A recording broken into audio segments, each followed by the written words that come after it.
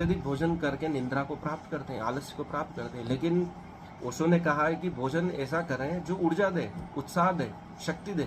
पर ऐसा नहीं है। हम आजकल जो भोजन करते हैं तुरंत हमें नींद आने लगती है, आलस्य आने लगता है। हम क्योंकि ज़्यादा भोजन कर रहे हैं, उसको चबा नहीं रहे हैं। भोजन कर रहे हैं तो भोजन पे ही ध्यान दें, सांस ले रहे हैं तो सांस पे ही ध्यान दें। यही ओशो की कला है जो कृष्ण की गीता से उन्होंने समझी।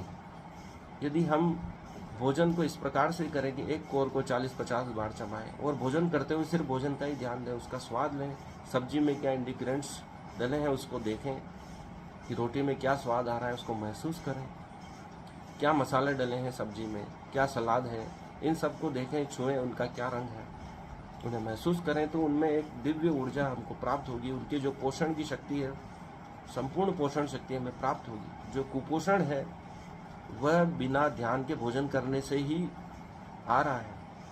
अंग्रेज जब भारत में थे तब वे भोजन बगीचों में करते थे, उस समय उनसे कोई बात नहीं कर सकता। लेकिन हम भोजन करते हुए अभी टीवी भी देख रहे हैं, मोबाइल भी देख रहे हैं, लोगों से बात भी कर रहे हैं। हमारा ध्यान भोजन में नहीं है और बाकी सब जगह है, इसलिए पर्याप्त पोषण नहीं मिल रहा है। यही भारत के कुपोषण का कारण है कि जो भी हम खा रहे हैं उसमें ध्यान रखने की आवश्यकता है।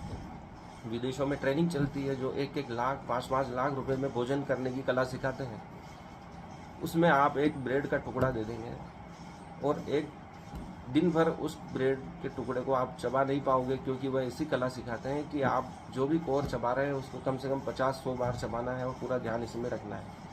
यदि आप ऐसा करेंगे तो आपको 1-2 घंटे लगेंगे एक ब्रेड को चबाने में। उनका तर्क है कि जंगल में जो बेल होते हैं या गांव में जो बेल हैं, जानवर हैं, वो केवल चारा खा रहे हैं, लेकिन वह चारा खा के वापस जुगाली करते हैं, अर्थात उसको वापस चबाते हैं। इतना चबाते हैं कि उससे संपूर्ण पोषण को प्राप्त कर लेते हैं। उसके बाद जो हमें गोबर मिलता है उसमें न तो कोई बदबू होती है, न कोई उनमें हानिकारक या दुर्भाव की भावना हमें पैदा होती है। वो किस लिए है? क्योंकि वह उन्होंने भोजन को पूरी तरह चबाया है और चबाने के बाद भी जुगाली के द्वारा पुनः चबाया है।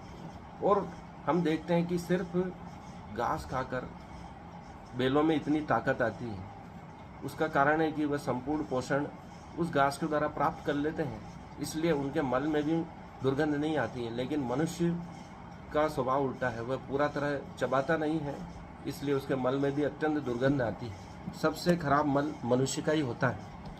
लेकिन जानवरों, जो बेलों का, गाय का गोबर होता है, उसको हम हवन सामग्री में उपयोग करते हैं, कंडे के रूप में उपयोग करते हैं। उस पर हम